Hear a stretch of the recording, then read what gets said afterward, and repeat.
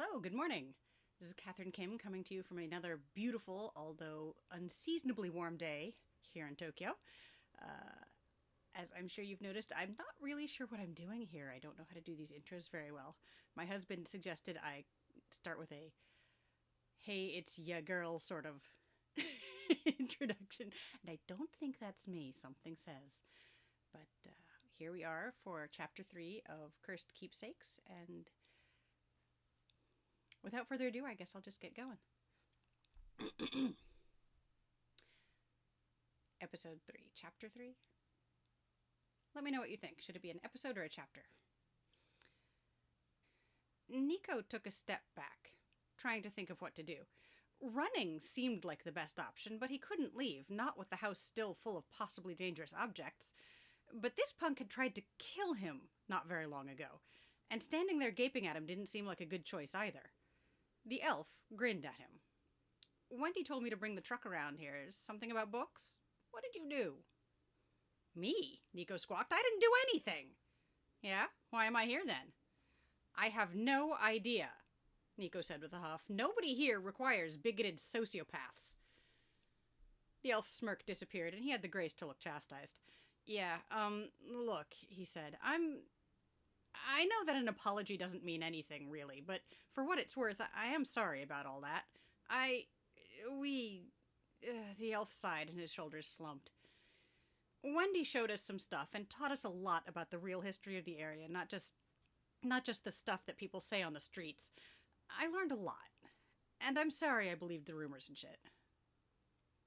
Niko stared at the elf, really looked, and realized he was just a kid. Well, perhaps as old as 20, but only just. His baggy jeans had frayed cuffs and his t-shirt looked worn at the neck. His jacket was nowhere near thick enough for the weather outside, and heaven help him if it should start to rain. Or snow. Or... Niko sighed. Anyway, the kid went on with a shrug, resuming his former cocky posture. Wendy sent me over with the truck, said to help you load up. Niko nodded slowly. That's good. I will need assistance. Ms. Cartland chose that moment to return to him with a broad smile. The family has given me permission to negotiate a fair price for the whole lot, if you're still sure you want everything. I am sure, and I have a truck to start transporting things, as soon as we settle our deal. Niko nodded at the elf. He really ought to learn the child's name, and probably not refer to him as the child, despite the age difference between them. Vampires were one of the few non-human species with an appreciably longer than human lifespan. And while Niko was still young for his species, he was still approaching his first century. His 20th year seemed long past him now. Hello, young man. She turned to beam at the elf, his glamour more firmly in place than it had been when he smashed Niko's shop window and threatened to hunt him like an animal. Good afternoon, ma'am, the elf said. Oh, such good manners. I'm Nancy Cartland, coming out of the cold air while we settle this. Callum Jennings, thanks. He ducked his head as if he were a Victorian newsboy or something. Niko blinked at him. Well, at least he knew the child... Callum's name. Well, Callum, why don't you have a seat on the sofa there and sit tight while we hash out these details? I don't think it will be too terribly long. And you can stay warm and cozy in the meantime. Ms. Cartland turned back to Niko, as Callum did as he was directed, flipping through papers on her clipboard. Now, I have an inventory here. Half an hour later, Niko was trying not to panic as he shook Ms. Cartland's hand. He had just agreed to spend an absolutely obscene amount of money. Even with Wendy chipping in to help, it would be a lean year or two as he rebuilt his finances. Callum was eyeing him out of the corner of his eye while he fussed with the phone on his sofa. Let me go get some paperwork out of my car, Mr. Cooper. I'll be right back. But I think you and Callum can go ahead and start loading your truck. Ms. Cartland bustled off to the door to disappear outside. Niko sighed, letting his shoulders slump. It was worth it, he told himself. He was helping keep not only the non-human community safe, but also the whole of Chicago. He was helping. It was okay. That was a lot of money to drop, Callum said. He unfolded his lanky frame from the sofa and eyed Niko. Niko clenched his teeth together and then shook himself. It was. Wendy offered to help defray the costs, and of course any pieces that are safe to sell I will offer in my shop. The books, The books I can likely find buyers for within the community, assuming they are also safe to release to the public. What do you mean? Wendy didn't have a lot of time to give me details. Things were a little hectic over there when I left. Niko thought back to the crashing that had provided background to his conversation with Wendy. Indeed.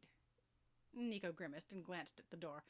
It seems that the late Mr. Whitley was a community member, though if I had to guess, I would say that his descendants are not, somehow. Many of the things in this house are enchanted in one way or another, and several of the items have a distinctly dark feeling to them. Oh, yeah, that's obvious, Callum said with a shrug. So what? Niko blinked at the young man. So this sale was open to the general public. The general human public. And several pieces that I now realize had dangerous or dark enchantments on them are missing. Presumably sold to said humans. Callum cocked an eyebrow. How did you not know this place is practically sweating magic? It's thick in here, man. Niko squinted at Callum. Are you an enchanter? The elf shifted on his feet and shrugged again. Well, I am not. I am not especially sensitive to magic in general. It was only when I went downstairs and the library was revealed to me to be wholly under a glamour to present innocently to humans that I realized what I had been subconsciously picking up on as I wandered the house. Callum nodded and looked around. Well, I guess I'll go get some boxes. What should we start with? Niko sighed. Let's start in the library. That alone will take us the rest of the day. Cool. There's a ton of boxes in the truck. I'll go get them. Callum was back in moments, and Niko took him downstairs. When they stopped at the bottom, and Callum gazed around the space, he whistled softly. Holy shit, man, you weren't kidding. Niko eyed the young elf, who was staring a bit wildly around at the shelves. No, unfortunately. Niko gestured at the room. We may as well get started. Callum nodded.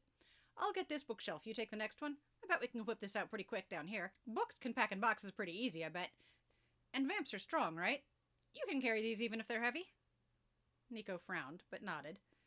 I can manage boxes of books. Good. Let's get this done then. The whole house will take a few trips, I think. Niko nodded again, his frown deepening. This was the same kid that had attacked him, wasn't it? The one who had blindly followed the would-be hunter? The same one who spouted off ignorant facts about vampires to support his actions? Who was now efficiently packing a shelf of books at his side? Niko shook his head to bring his focus back to where it should be, his own shelf to pack. Hey, Leech, should we label these boxes by subject? I am not a leech. Niko glared at Callum, who didn't stop packing his box, which was almost full. Niko then frowned at his half-full box, but I suppose that would be wise, yes. Callum nodded. Leech, vamp, still not much of a difference, even if I got some of the details wrong. I'm going to go get a marker from that lady. Niko watched him run up the stairs with narrowed eyes. The child may have seen his violence was wrong, but clearly he was still a bigot. How Wendy had convinced him to work alongside Niko for any length of time was a mystery to him. It had been all of an hour since Callum walked in the door, and Niko was already tired of him.